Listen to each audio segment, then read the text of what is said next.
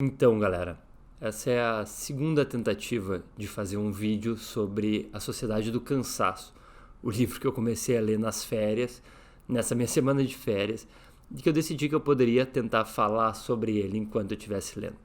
Eu fiz um vídeo ontem, na verdade, e ele tá muito ruim. Eu reassisti o vídeo agora, e se tu é uma das 3 pessoas que assistiu, obrigado.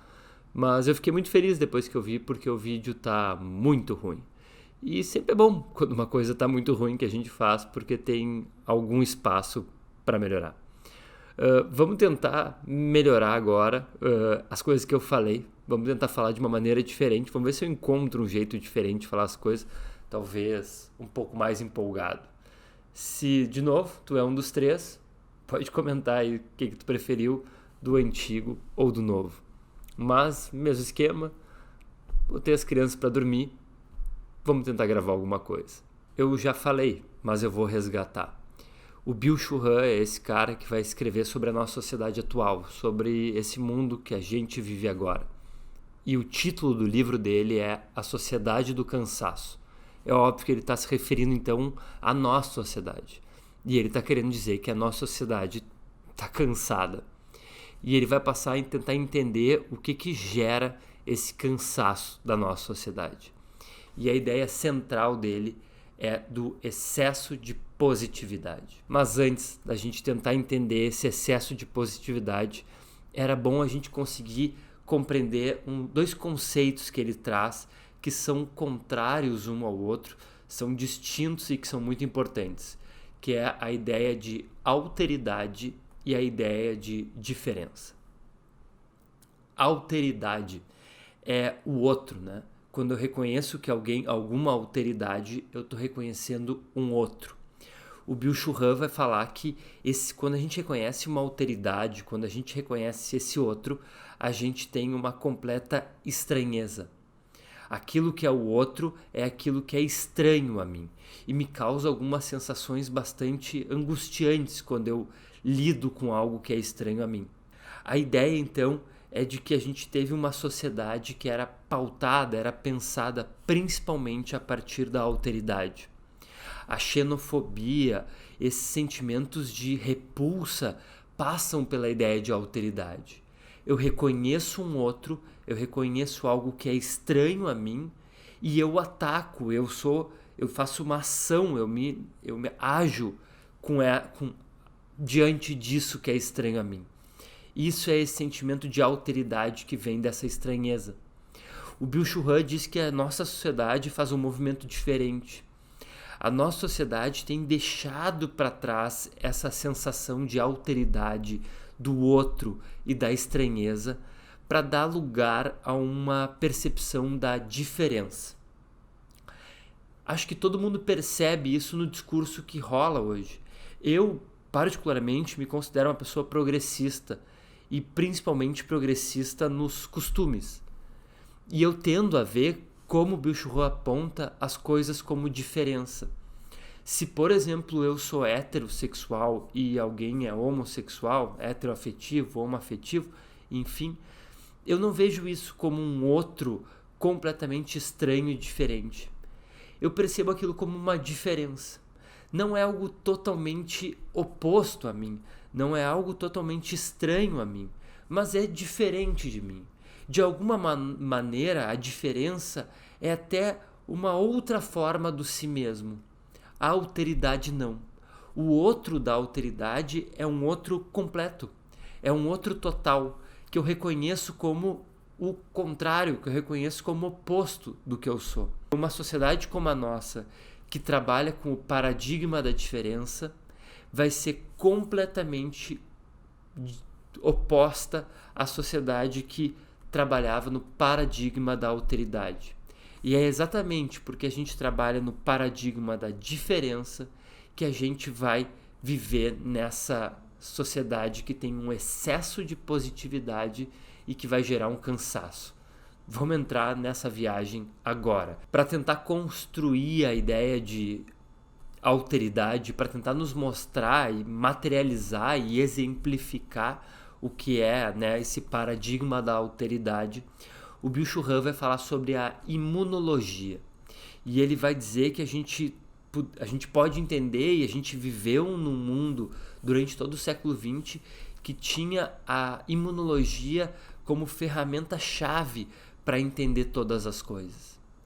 Porque a gente compreendia o mundo a partir dessa noção de que existe um eu e de que existe um outro. E o aparelho imunológico que vive dentro de nós, seres humanos, ele age exatamente assim. Ou a gente entende o aparelho imunológico exatamente assim. O aparelho imunológico, que seriam aqueles soldadinhos do sangue que a gente aprende no colégio, ele teria, tem o si mesmo, que sou eu, que, enfim, a gente identifica como Roberto, mas tem um si mesmo, tem um eu, que ele é atacado por agentes externos, vírus, bactérias, que é um outro, é um estranho, é um corpo estranho.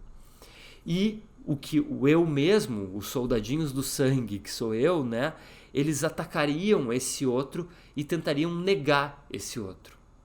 Eles tentariam acabar com ele, tentariam finalizar e dizimar esse outro, negando a sua existência, negando nesse sentido de uma maneira propriamente física, negando no sentido de tentar exterminar. Isso seria o paradigma imunológico. E por isso que o Byung-Chul Han vai dizer que o paradigma imunológico está pautado, está ancorado sobre a dialética da negatividade. A dialética da negatividade é o traço fundamental da imunologia. Porque a ideia da dialética da negatividade é de que se percebe nesse movimento dialético da imunologia, então o si mesmo percebe um negativo, que é um outro, percebe um contrário a ele. E o que tenta fazer, como eu já disse, é suprimir esse contrário. É assim que a dialética da negatividade acontece, negando o negativo. Ele vai puxar algumas coisas do Hegel que é legal da gente entender, mas é basicamente isso. O negativo é o que é o contrário do si mesmo. O negativo é o contrário do que eu sou. Eu sou positivo e um negativo, e aqui o positivo e o negativo não estão no sentido moral, e isso é legal de entender. Não é no sentido moral, mas eu sou um positivo, eu me afirmo. E tem algo que vem dentro de mim tentar me negar, que é um vírus, uma bactéria. E o meu sistema imunológico, ele vai tentar negar isso que me nega. Então é a dialética da negação. É buscar negar aquilo que me nega. E eu sei que aqui pode ficar uma viagem bem grande para quem não está acostumado com filosofia. Esses termos de a dialética, a negação, eles iniciam com o Hegel. E aí eles já entraram de alguma maneira no léxico comum da filosofia. O que eu quero dizer com o léxico comum da filosofia? Eles já entraram nos jargões filosóficos. E se tu não está muito acostumado, isso pode ficar estranho.